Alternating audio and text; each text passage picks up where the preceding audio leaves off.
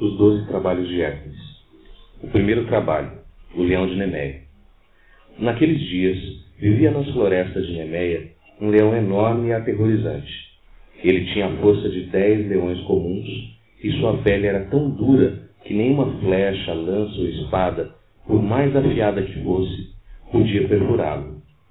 O animal era filho de Tífon, o monstro que lutara contra o próprio Zeus, e da igualmente temível Equidna, metade mulher, metade serpente. Seus irmãos eram a Hidra de Lerna, Cérbero, Quimera, a Esfinge e outros monstros horrendos, temidos até pelos deuses. Essa famíliazinha feia. Quando Euristeu viu esse monstruoso leão em seu sonho, deu um tamanho grito que todo o palácio foi ver o que mais acontecera com seu grande rei. Esse Euristeu aí é o sujeito dado a histeria, a gritinhos, entendeu? É dado a ter ataques ataques de histeria, ataques histéricos. Esse Euristeu está muito bem. Euristeu percebeu então que se tratava apenas de um sonho. Aliviado, sorriu com malícia. Já sabia exatamente aonde enviar Hércules para nunca mais ter de vê-lo. O plano de que ele mandou Hércules caçar, matar o leão de Nemeia, que era um leão horrível, era um monstro horroroso. Hércules caminhou durante dias, subindo montanhas, atravessando desfiladeiros, perdendo-se em florestas, até que, por fim, ao contornar um rochedo, topou com o leão. Seu tamanho era inacreditável. Tinha uma enorme juba cerrada e olhos ferozes, que pareciam disparar flechas de fogo. Hércules rastejou para trás de um arbusto sem ser visto, tirou seu arco do ombro e fez pontaria na testa do leão. Preciso dizer para vocês que as armas de Hércules são um arco e flecha e uma clava feita de raiz de oliveira, ou seja, de uma madeira muito, muito dura. A clava é uma raiz em forma de um porrete que ele usa. Então ele tem essas duas armas. Ele é um flecheiro, arqueiro, e também tem a clava com a qual ele dá porretadas na cabeça dos seus inimigos. Muito bem. A flecha atingiu o animal entre os olhos, mas ele apenas sacudiu a cabeça e arranhou o lugar com a pata, como se tivesse sido picado por um mosquito. Hércules atirou uma segunda flecha, com o dobro da força, e acertou na garganta do leão. Mais uma vez, foi como se a flecha tivesse batido numa pedra. Apenas ricocheteou. E o leão, entediado, levantou-se e desapareceu para além de um rochedo. O leão achou que os mosquitos estavam incomodando, porque o leão tinha... Pernilongo, né? O leão tem a sua pele impenetrável. Nada passa pela pele do leão. Ele é impenetrável, não pode ser transpassado. A pele do leão, portanto, é impenetrável. Apesar do aspecto amedrontador do monstro, Hércules não se intimidou. Levantando sua clava bem acima da cabeça, saiu rápido de seu abrigo, e antes que o animal tivesse tempo de fazer o menor movimento, desferiu-lhe um golpe arrasador no crânio. Com a clava, né? Deu um porretaço na cabeça. Mas nenhum osso foi fraturado. A clava, feita de tronco de oliveira, duro como ferro, rachou-se de cima a baixo, ao ser interposta entre duas forças tão poderosas. O golpe, porém, não fora vão. O invencível leão de Nemeia estava agora tão atordoado que mal podia se manter sobre as patas. Hércules lançou-se sobre o pescoço do animal e prendeu-lhe a cabeça num forte torniquete, que o impedia de lhe morder ou ferir com as garras. A sorte do leão de Nemeia estava selada. Ele tentou sacudir Hércules, mas não conseguiu. Os grandes músculos do herói apertavam o pescoço do monstro com uma força cada vez maior, até que, por fim, sufocado, o portentoso corpo viu sua alma negra rumar para as escuras profundezas do Hades. Coberto da cabeça aos pés com a pele do leão. Do leão de Nemeia? Aqui pulando. Hércules, coberto da cabeça aos pés com a pele do leão de Nemeia, o herói apareceu nos portões do palácio. Quando Euristeu pôs os olhos nele, seu sangue gelou nas veias. O medo que sentira da primeira vez não era nada comparado ao que sentia agora. Tomado de pânico, disparou para seus aposentos, procurando escapar daquele homem selvagem, Mas lá, outro choque esperava por ele. Mal recuperara o fôlego, e 2 soldados entraram carregando a pele do leão de Nemeia, bem aberta, para que Euristeu a visse. E aí foi o primeiro trabalho. Muito bem. Toniquete é um aperto, né? É uma pressão que você faz, por exemplo, para estancar no sangue. Toniquete, ou seja, Hércules matou o leão de Nemeia. Como ele não podia perfurá-lo, matou por estrangulamento. Ele deixou-lhe um ponto com aquela botulada na cabeça e estrangulou o leão com um braço. É assim que ele matou o leão, com uma das unhas do leão, com a própria unha do leão. Ele corta a pele do leão e tira a pele da carne e leva a pele do leão de Nemeia para Euristeu. Quando Euristeu vê aquela pele, fica todo horrorizado.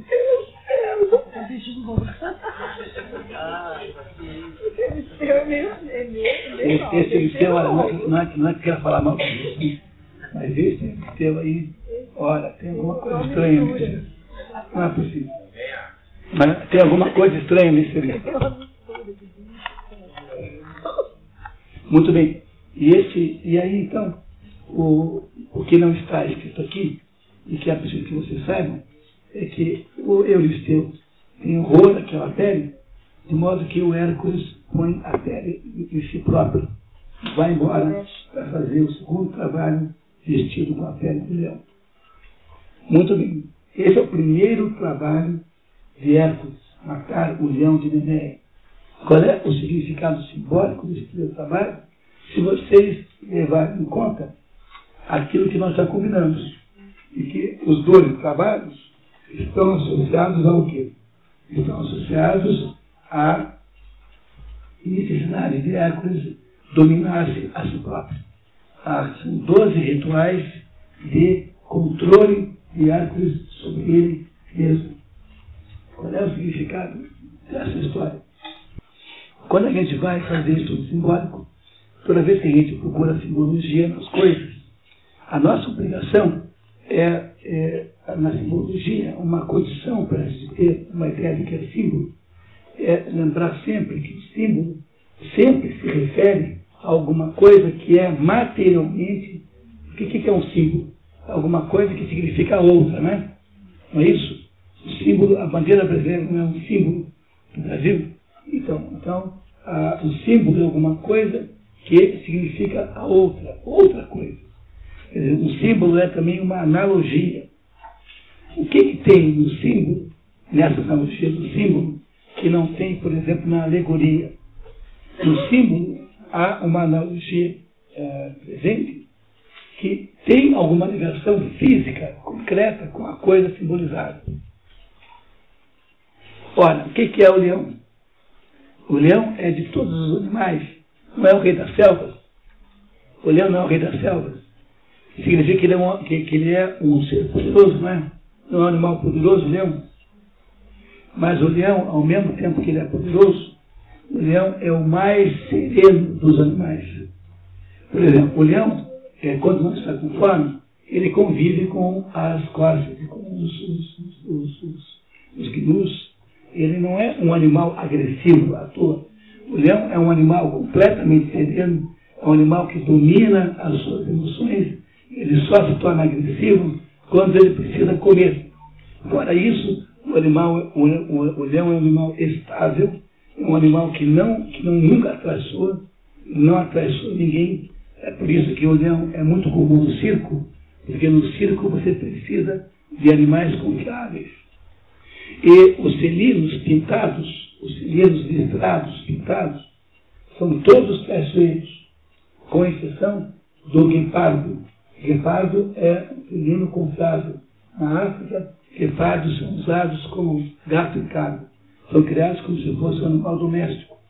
Exceto o guepardo, todos os felinos pintados são perigosos e traiçoeiros. O tigre é o pior deles, é o mais traiçoeiro de todos. O leão é o contrário disso. Os felinos de beleza, como o leão, são todos confiáveis.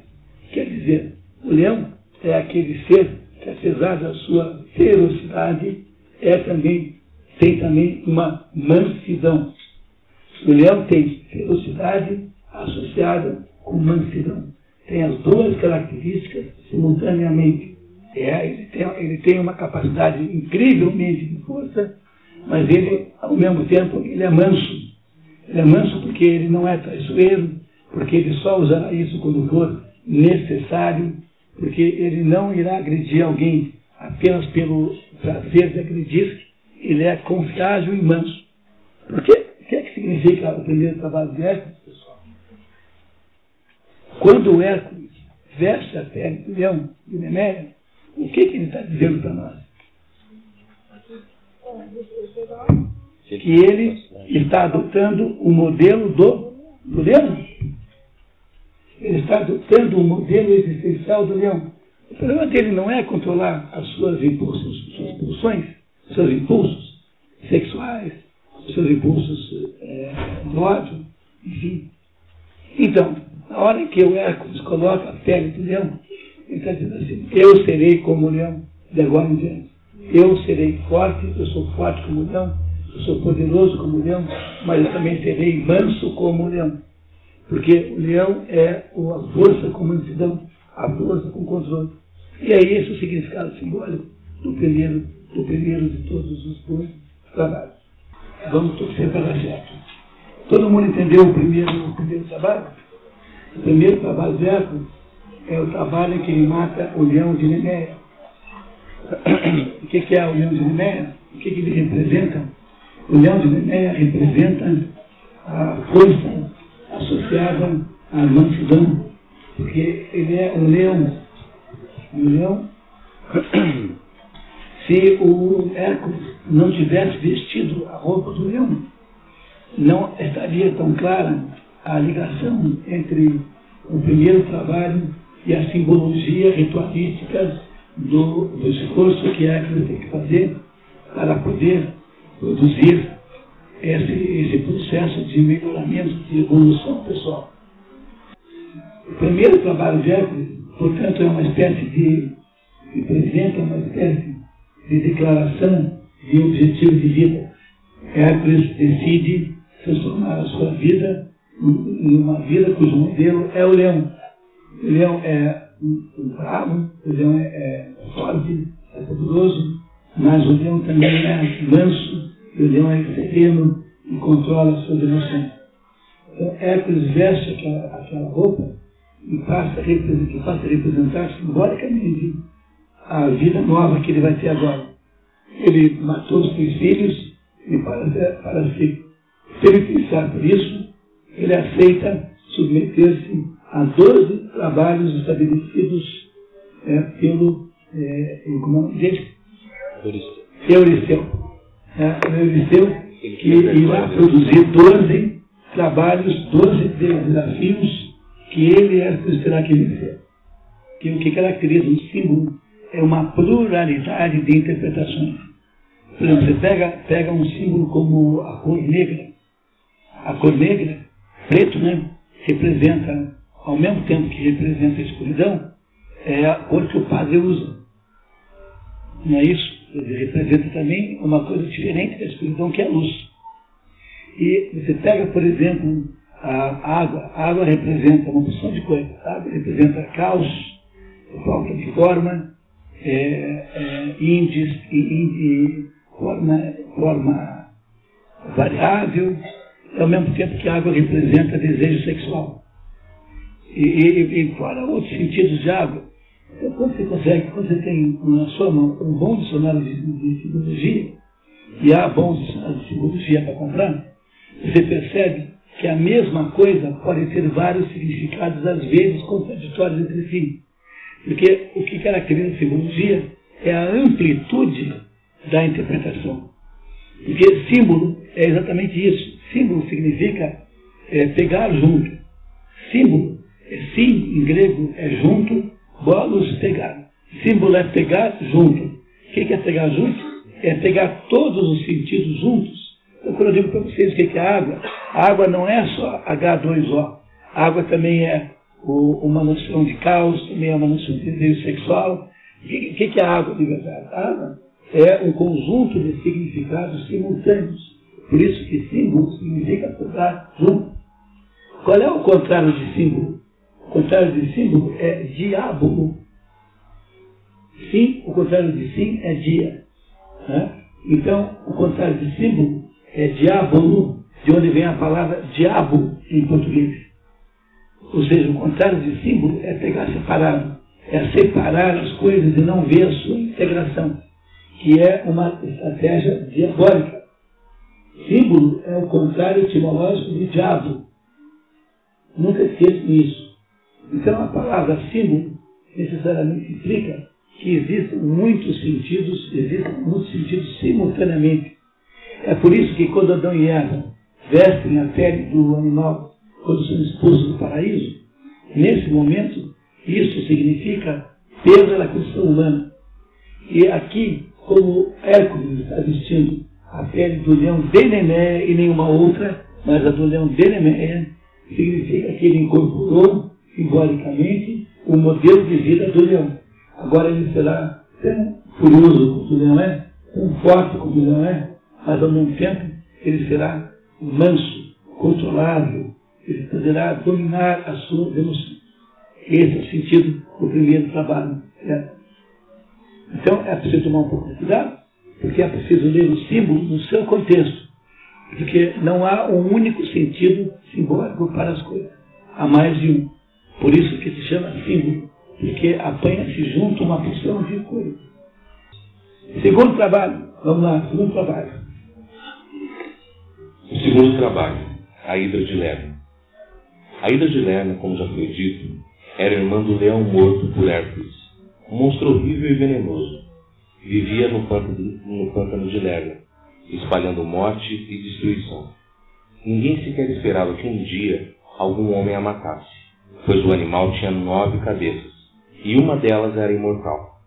Além do mais, mesmo que se tentasse, o monstro tinha seu covil nas profundezas do pântano, de onde ninguém podia se aproximar.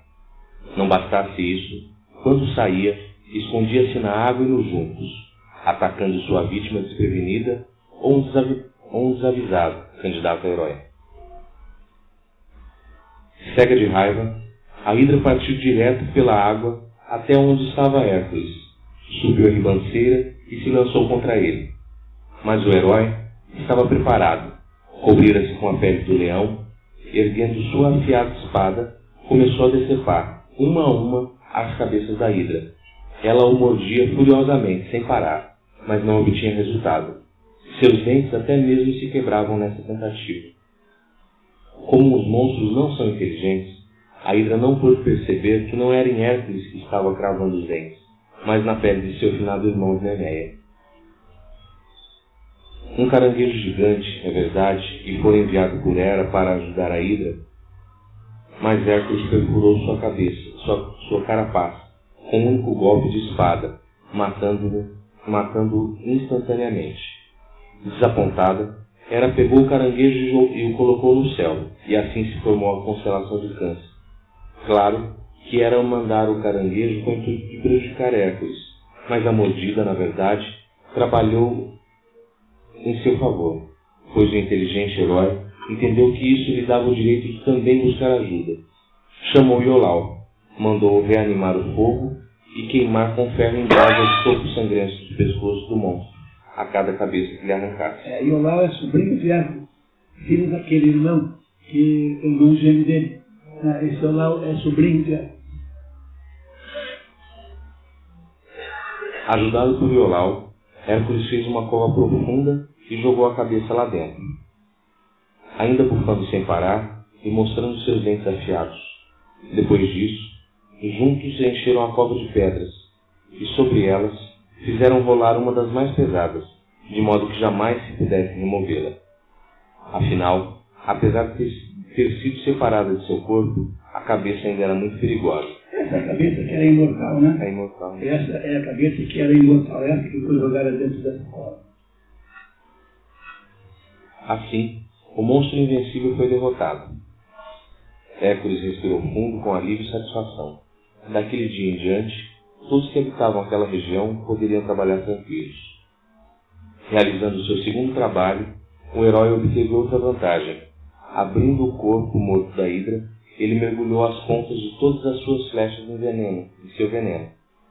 Fossem quais fossem as tarefas que o favorito de Hera viesse a lhe infligir, ele agora estava bem armado para enfrentá-las.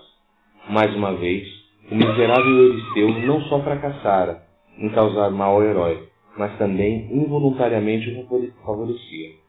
Hércules possuía as armas mais mortais jamais conhecidas pelos homens, as flechas embebidas no veneno da hidra de Lerna. Muito bem. Esse é o segundo trabalho de Hércules. Vamos resumir? A hidra de Lerna é um animal, irmão do leão, que tem cabeças de serpente, e que toda vez que você corta uma cabeça, nascem duas no lugar daquelas que você corta. Não é isso? E uma dessas cabeças é imortal, não morre. Hércules então faz o quê? Ele começa a cortar as cabeças, mas as cabeças vão nascendo de novo. E aí então ele percebe que se ele cauterizasse com fogo a cicatriz, aquela parte do pescoço de onde a cabeça foi dissipada, aquela cauterização com fogo impediria que a cabeça renascesse. Mas isso não seria possível com a cabeça imortal, porque essa não morreria de modo nenhum. Então o que é que ele faz? Ele pega essa imortal e enterra fundo e coloca uma pedra em cima, que é para impedir que ela possa reaparecer, né? Que ela possa fazer mal a alguém.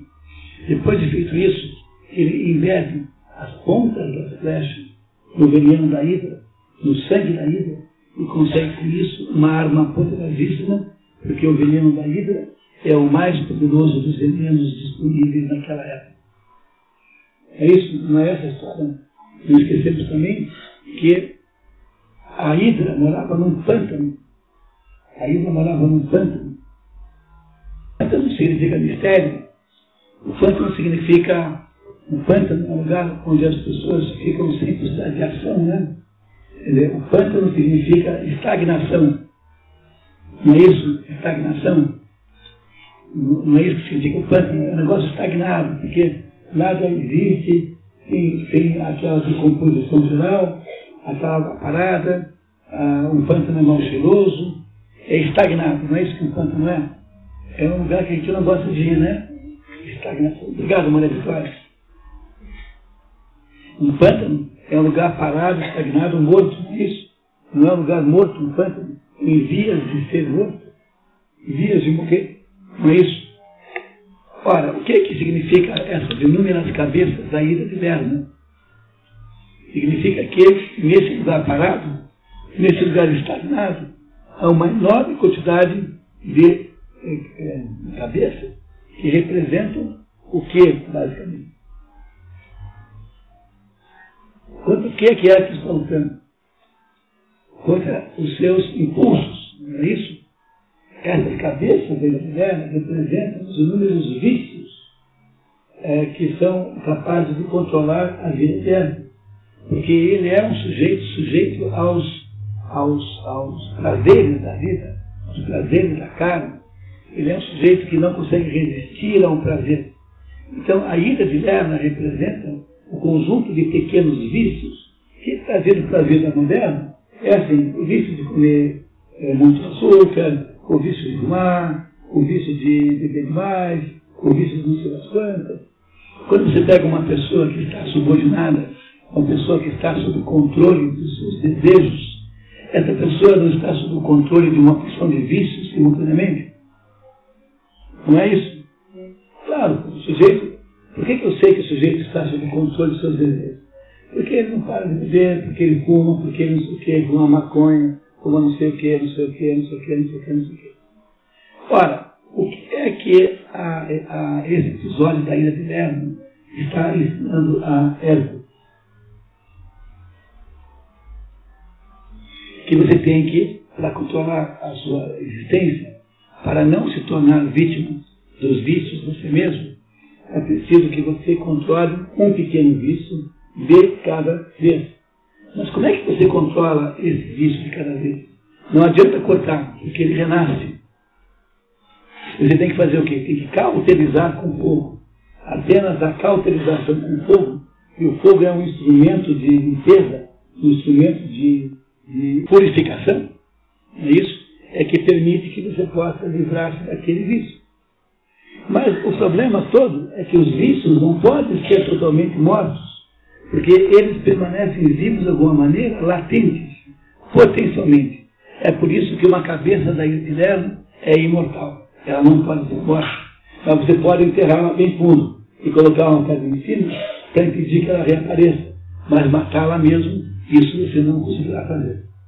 Porque os vícios terão sempre algum conteúdo que os torna permanentes. Você não consegue matá-los, mas você consegue anulá-los por um certo tempo. E é isso que faz Hércules com um corte na cabeça das cabeças da Hidra e com a cauterização de uma a uma, impedindo que ela renasça.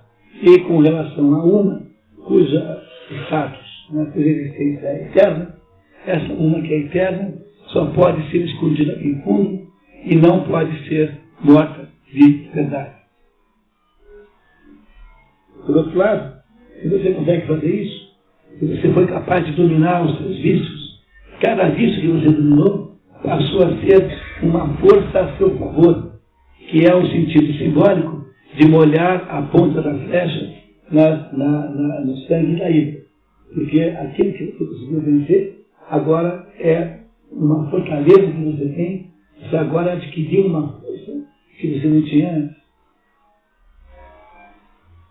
Estão compreendendo? Parece claro isso? Nós estamos interpretando os dois trabalhos em função daquele quadro que eu defini com vocês antes de começar a ler os trabalhos. E que o problema de Hércules é a falta de controle das suas emoções e desejos. Ele é filho de Zeus, mas ele não é filho de Hera. Então ele simbolicamente não tem um controle emocional que a mulher representa, que a mãe representa. Então, para poder cumprir isso, ele terá que fazer 12 experiências, 12 exercícios de controlar suas emoções. Acabamos de interpretar o segundo rito, a segunda experiência, que é matar a Hidra de Lerna. A mãe humana de Hércules é uma mulher ótima. Não tem nenhum problema com ela. Né? É que, simbolicamente, ele não tem o controle das emoções. Entendeu? Porque na sua engenharia de formatação, ele nasce há uma desproporção entre o tamanho hercúleo, o tamanho espiritual de Hércules e a sua capacidade emocional. Estão desproporcionadas. É apenas simbólico. Ou seja, ele tem uma força e um poder de atuação muito, muito maiores do que a sua possibilidade de controle desse poder. Entendeu isso, pessoal? Entendeu? Não é que a mãe dele tem alguma coisa de errado. Não tem nada de errado. É que a proporção há uma desproporção gigantesca entre a capacidade que Hércules tem de fazer coisas grandes e a capacidade que ele tem de controlar as suas emoções associadas a essas coisas grandes. É que determinados vícios, você não se livre deles. Entendeu? Determinados vícios, você não se livra desses vícios.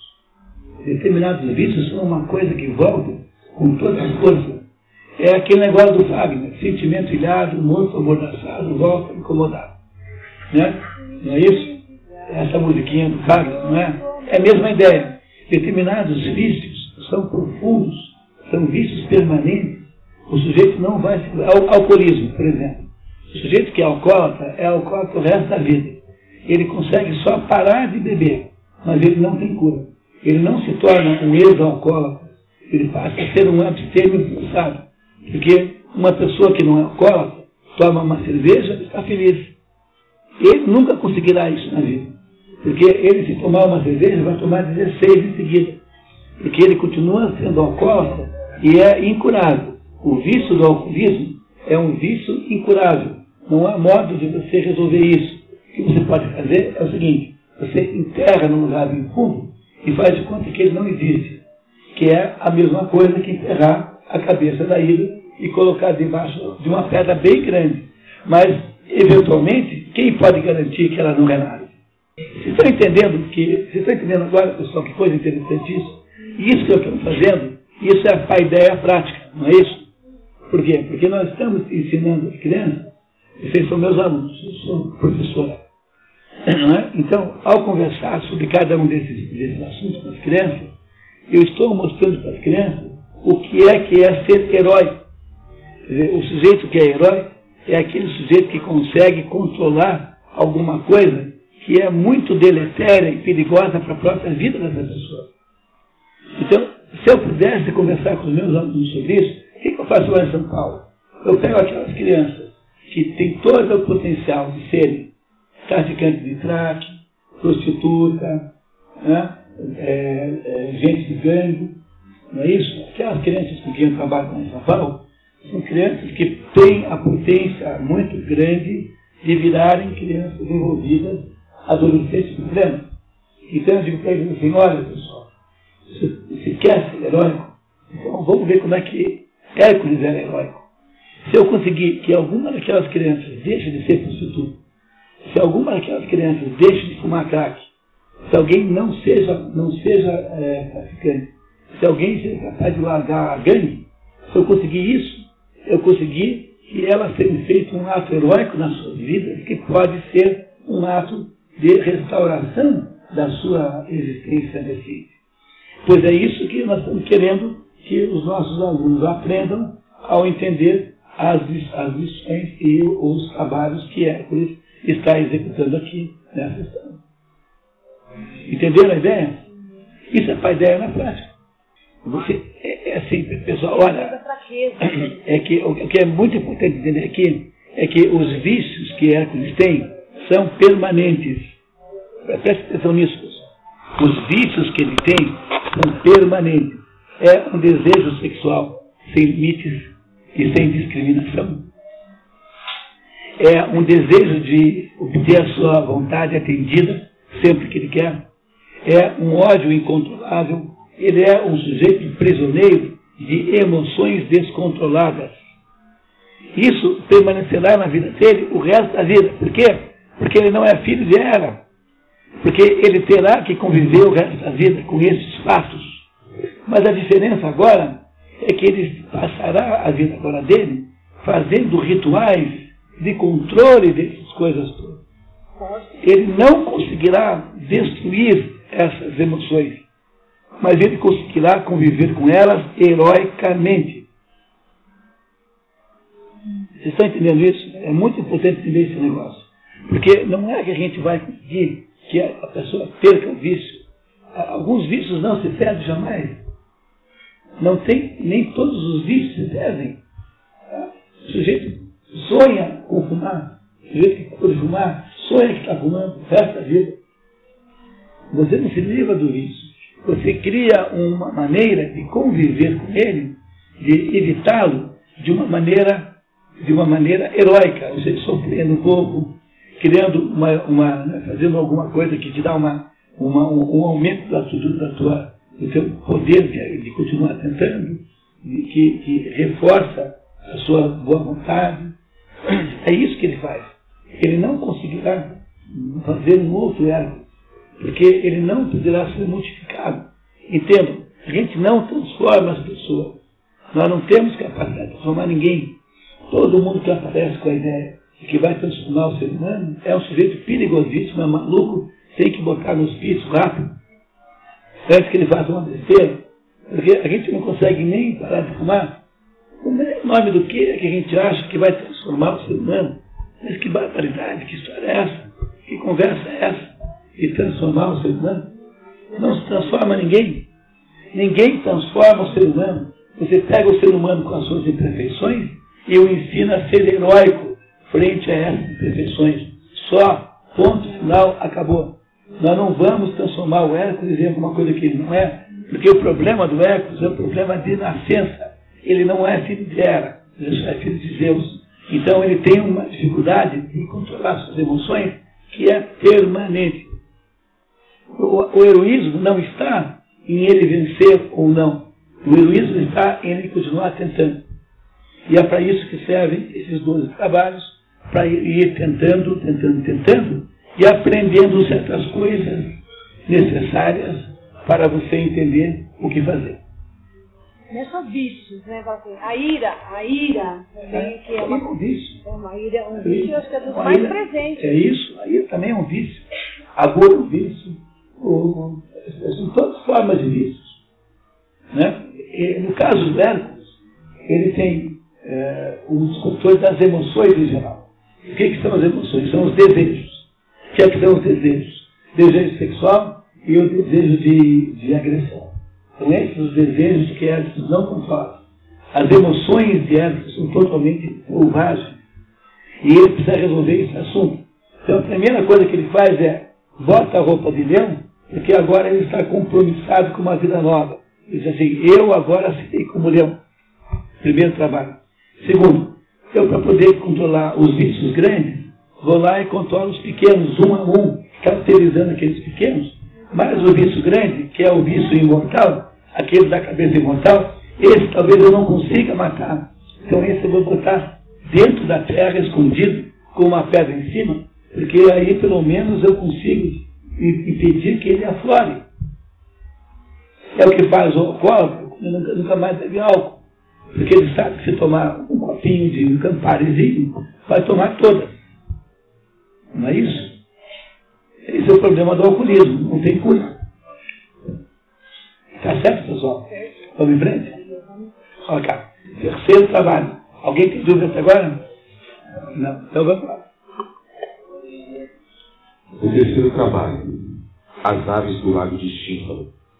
No lago Estínfalo viviam aves de rapina horrorosas, que causavam enormes prejuízos aos campos circunvizinhos. Suas asas eram de bronze, seus bicos e suas garras de ferro, e elas eram imensas e sanguinárias. Nenhum homem ou animal podia se aproximar do lago, porque, assim que os via, as aves despejavam penas de bronze pesadas e afiadas como flechas. Depois mergulhavam sobre suas vítimas feridas e as devoravam. Assim eram as terríveis aves de Estínfalo. E guiado por Hera, mais uma vez, Euristeu ordenou que Hércules as destruísse. A dificuldade era que todas as aves estavam em seus ninhos e não se via nenhuma. Afinal, apareceram duas.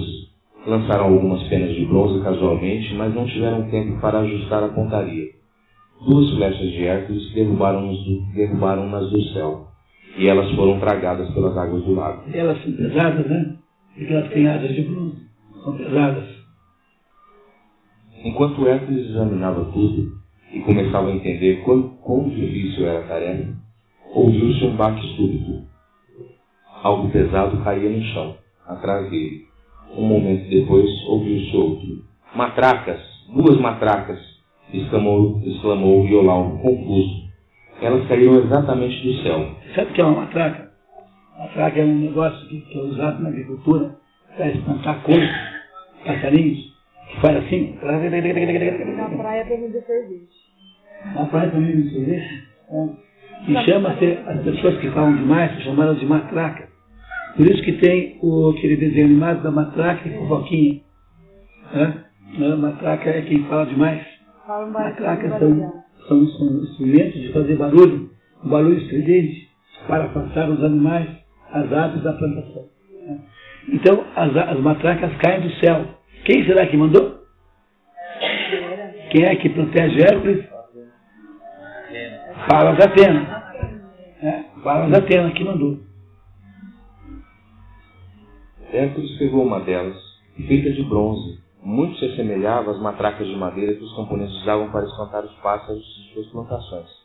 Só que era maior. Atena nos mandou uma ajuda num momento difícil, exclamou Hércules. Elas farão com que as aves saiam dos seus ninhos. Chega de matracas, exclamou Hércules, e pegou seu arco. Nenhuma das flechas do herói errou o alvo. Muitas delas chegaram até a derrubar 2 aves de uma só vez, porque o veneno da hidra, no qual as suas pontas tinham sido mergulhadas, num mero arranhão inoculavam o suficiente para matar. As aves caíam mortas do céu, algumas para serem tragadas pelas águas verdes do lago, outras chocando-se contra os juncos, outras ainda batendo contra os penhascos com o estrondo do bronze de que eram feitas. Com seu arco, Hércules espalhou a destruição entre as aves do Estímpalo, que tentavam inutilmente atingir os dois homens, provocando uma chuva de dardos de metal. Mas tanto Hércules como Iolau estavam bem protegidos.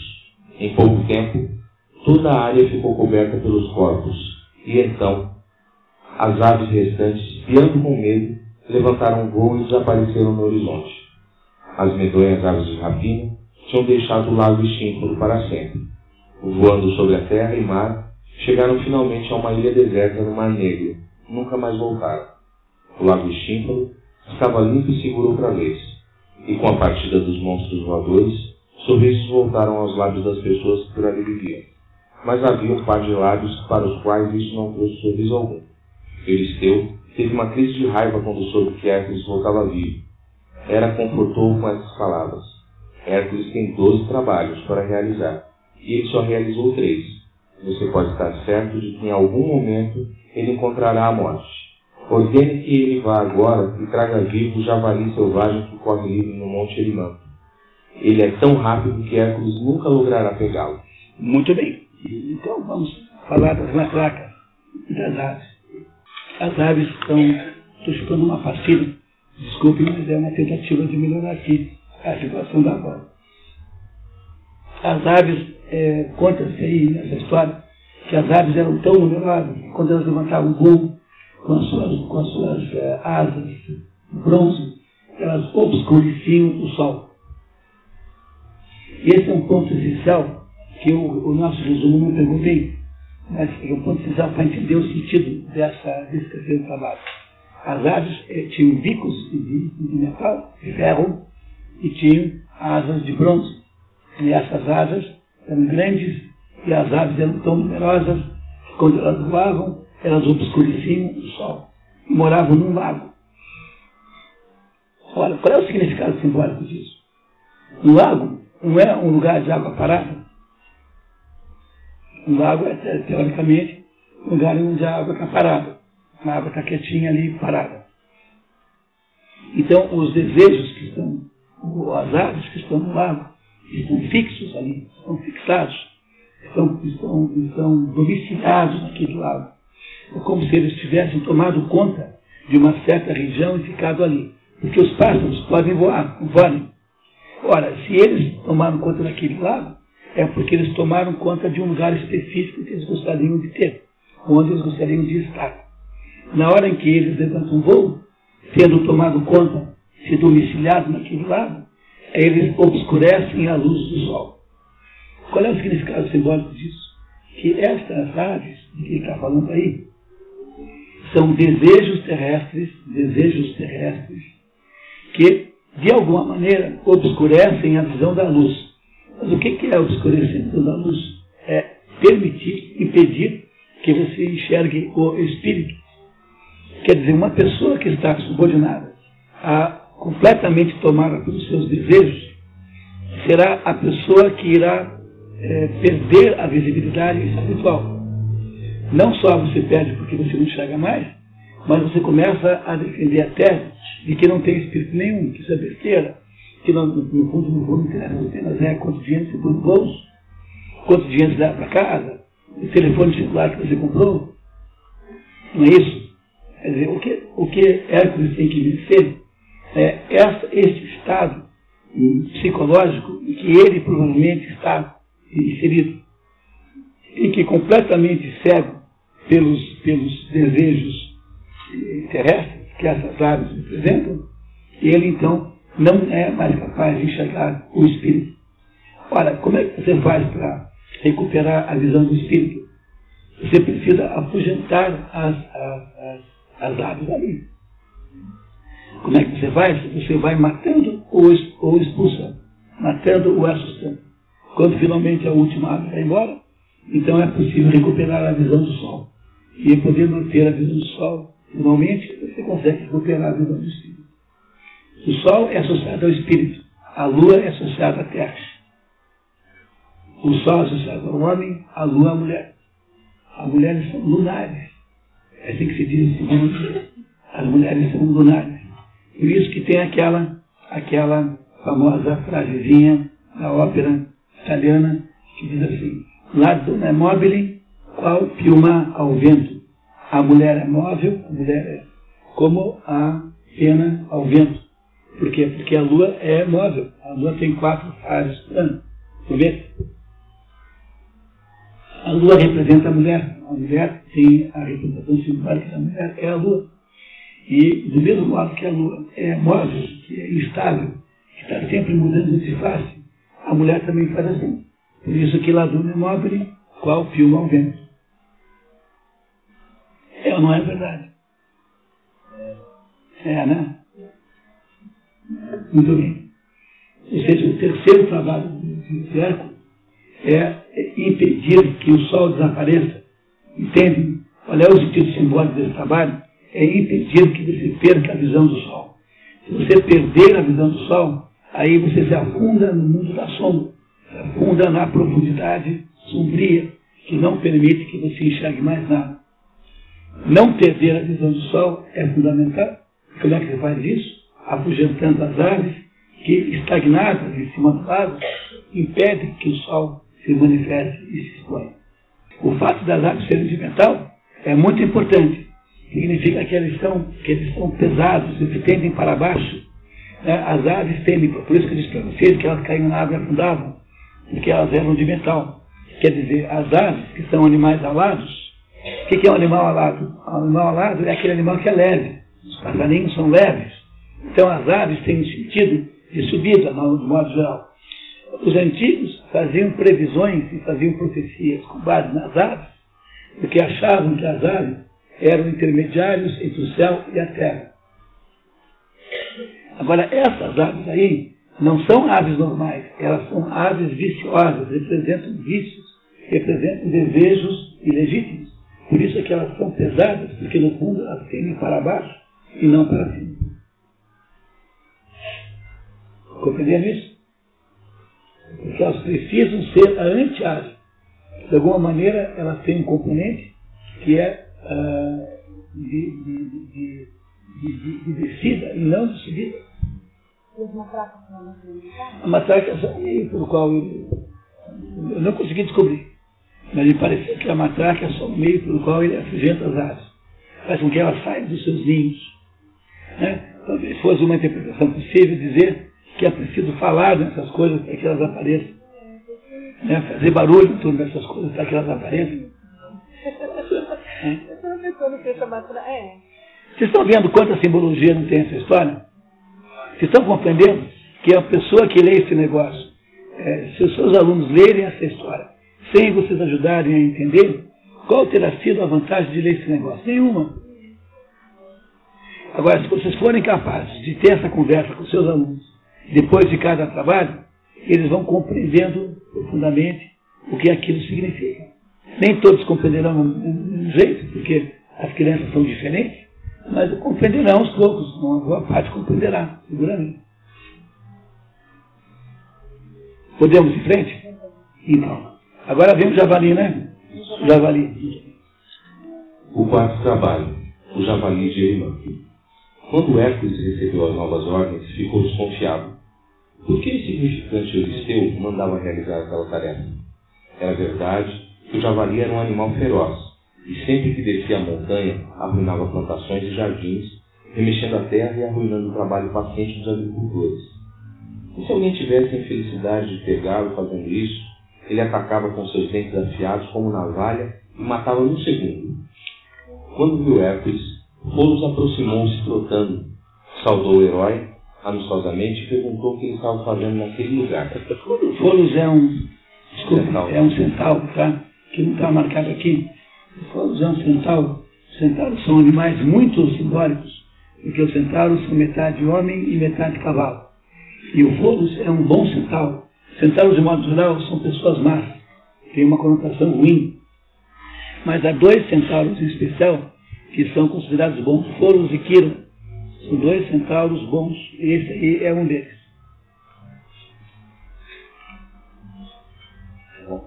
Quando viu Hércules, Folos, o centauro, aproximou-se trotando, saudou o herói amistosamente e perguntou o que ele estava fazendo naquele lugar selvagem. Hércules disse quem era e por que estava ali, e o centauro ficou contente em conhecê-lo, pois já muito ouvira falar das façanhas do herói. Quando chegaram à caverna, Folos provou ser um bom anfitrião. Acomodou Hércules e serviu-lhe com uma comida saborosa, mas só comida, vinho não. Entretanto, jazia uma grande jarra de vinho no canto. Então, por que não tinha sido servido? Hércules pôs o primeiro bocado na boca e não pôde se conter. A comida está deliciosa, observou o herói, mas faltou um bom vinho para acompanhá-la. Folos ficou envergonhado, sentido por não ter oferecido nada para beber. Tinha, porém, uma boa razão para isso. Nós, centauros, ele disse, temos o vinho mais fino do mundo, mas não oferecemos nem para os deuses. Em seu caso, porém, vou fazer uma exceção. Embora eu peça aos céus que nos ajudem se meus irmãos sentirem o cheiro da bebida. Percebam aí, simbolicamente, que como os centauros não oferecem o seu vinho nem para Deus, o fato de que eles oferecem a Hércules não é um sintoma de que Hércules está aos pouquinhos se divinizando. É como se Hércules estivesse fazendo um progresso tão grande que ele se parece cada vez mais com Deus. Entendeu? Mas o problema é que os centauros que representam pessoas más, os centauros que representam os instintos baixos, que representam, portanto, os desejos legítimos da carne, da vida material, não se conformam com isso. Então, o que haverá em seguida é um conflito entre um ser que é um ser humano, que é o Hércules, que está se aos poucos divinizando, e os centauros que veem nisso um problema, porque os centauros são inimigos do processo da divinização, porque eles são como que guardiões do baixo mundo. Tá? Muito bem? Então, vamos entender a que vai ver aí. Estamos perdidos, gritou aterrorizado. Eles sentiram o cheiro e estão chegando. Só um centauro, o sábio Quiron, tentou detê-los, mas foi em vão. Um instante depois, eles começaram a arremessar grandes pedras.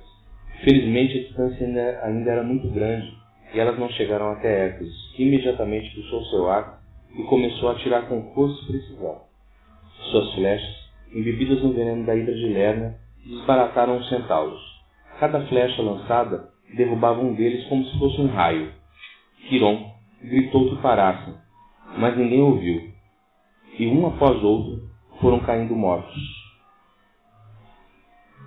Quando os últimos e poucos sobreviventes viram o resultado inacreditável da rápida batalha, deram meia volta e se espalharam por todas as direções. Agora ele compreendia por que Euristeu o tinha enviado para aquele lugar. Ele podia não ter ferido o herói fisicamente, mas golpeara cruelmente seu coração. A morte de Folos e a longa e dolorosa agonia de Quiron pesariam no espírito de Hércules durante muitos anos. Ele acaba matando Folos e Quiron sem querer. Aquela confusão. Mata os dois, o Folos que era amigo dele e o Quiron que era um centauro, que era um sábio. Então, aí, nesse embate que há entre as forças de cima, que é o que ele representa agora, e as forças de baixo, que é o que representa os centauros, aí mortos e feridos como consequência disso. Então há uma luta. O significado disso é que há uma luta, não há possibilidade de fazer essa luta sem que haja alguma perda. Existem perdas emocionais, você não conseguirá viver, não conseguirá resistir aos instintos de baixo, ou seja, não conseguirá produzir essa elevação da tua existência, o controle dos teus instintos e dos teus desejos, sem que você não perca alguma coisa ao fazer isso. Hércules perdeu dois amigos notáveis. Foi o preço que ele pagou para tentar controlar as suas emoções. Depois de procurar por todos os lados, Hércules finalmente encontrou o rastro do animal, o javali. Era muito fácil matá-lo, no entanto deveria pegá-lo vivo. O herói perseguiu o javali durante muitos dias e noites, mas ele corria rápido, como um raio, se enfiava em moitos e rastejava através de fendas estreitas demais para que Hércules pudesse seguir. Por fim, Hércules sentou-se e pensou. Força e velocidade nem sempre eram a resposta. A esperteza se fazia necessária, e essa qualidade não faltava ao herói. Preciso fazer com que o javali vá para um lugar no qual não possa escapar de mim, concluiu. Subindo numa pedra alta, Hércules examinou tudo à sua volta. Finalmente, viu os picos da montanha cobertos de neve. Sim, é para lá que eu tenho que conduzi-lo, disse o herói, e recomeçou a perseguir o javali, forçando-o a subir. Toda vez que ele tentava mudar de direção, o herói jogava pedras de seu caminho, obrigando, desse modo, dirigiu o javali até os picos e finalmente forçou a entrar numa cavidade cheia de neve. Enterrado na massa branca e fofa, as pernas pequenas e flexíveis do animal não puderam mais levá-lo adiante. Seu pesado corpo afundou na neve até o peito e ali ele ficou imerso, incapaz de mover-se. Assim, finalmente Hércules pegou o javali, amarrou suas pernas juntas e colocou-o sobre os ombros, de modo que o animal não o ferisse e levou-o para Micenas. Então, como é que ele captura o javali? O javali é muito rápido. Então ele vai empurrando, conduzindo o javali com pedrada para um lugar onde o javali cairia na armadilha da neve. Uma vez dentro da neve, com as patas curtas, ele não consegue andar depressa. Então Hércules o captura e o amarra. E o leva então para Micenas para entregá-lo, né? Entregá-lo para Euristeu, que havia feito a encomenda. O que significa o javali? Para poder entender essa, nós temos que perguntar qual é o significado simbólico do javali. Nós temos aqui porco do mato, mas não é bem igual. O javali é um animal muito mais agressivo. São animais grandes, muito perigosos, muito desafiadíssimos, agressivíssimos, brutais. Portanto, o javali, quando a gente considera o javali, é isso, sob o seu ponto de vista simbólico, o que é um javali? O javali é uma criatura que está associada à brutalidade. Não é isso? Está associada à brutalidade. Se o javali está associado à brutalidade, e aqui no caso podemos ser bem objetivos com isso, ao sexo brutal, à brutalidade do instinto sexual, qual é o jeito que tem de você controlar o javali? O javali representa a brutalidade sexual, o instinto sexual agudo. Como é que você faz isso? Você precisa contemporizar com ele, não deixar que ele se manifeste, e ir contemporizando, que é exatamente a mesma coisa, e que ir direcionando para regiões onde ele não pode ter tanta habilidade, tanta ação, até que finalmente ele transforma-se, está muito lento na neve, para poder de fato representar uma potência de fuga. E quando ele chegou a ficar lento, e que você o controlou, aí você o amarra e o leva embora, mas você não o mata, porque no fundo ele continuará vivo de alguma forma. Não é possível matá-lo, é preciso apenas controlar. Então, com isso, com o quarto trabalho, Hércules percebe e entende que não se mata o instinto sexual, mas se controla. Que você consegue viver com ele controlado, mas você não consegue matá-lo. Por isso que ele é amarrado, porque ele está completamente controlado. Mas ele não pode ser morto, porque ele continuará sempre vivo e a todo momento, se as condições em volta forem suficientes, ele poderá ressurgir com toda a força. A neve significa, a neve é fria, né? A neve é o contrário do instinto sexual, que é quente. Não é isso? A neve é fria. O instinto sexual é quente. Parece mais. A gente fala assim, nossa, a gente não fala assim para alguém, nossa, que calor esse seu. Né? Não é isso? A ideia de desejo sexual não está associada com calor? Não está associado com calor, né? Ou alguém acha que está associado a frio, desejo sexual? Não. Então, como é que você faz para controlar o desejo sexual? Você tem que levá-lo para a neve. A neve é o contrário do calor. Quer dizer, a neve é aquela circunstância em que você consegue, de alguma maneira, colocar um pouco de gelo na fervura para impedir que ela se manifeste na sua plenitude. Aí, quando você o transforma numa coisa controlável, você o amarra e controla. Entenderam o significado disso? Muito bem. Podemos ir para o próximo?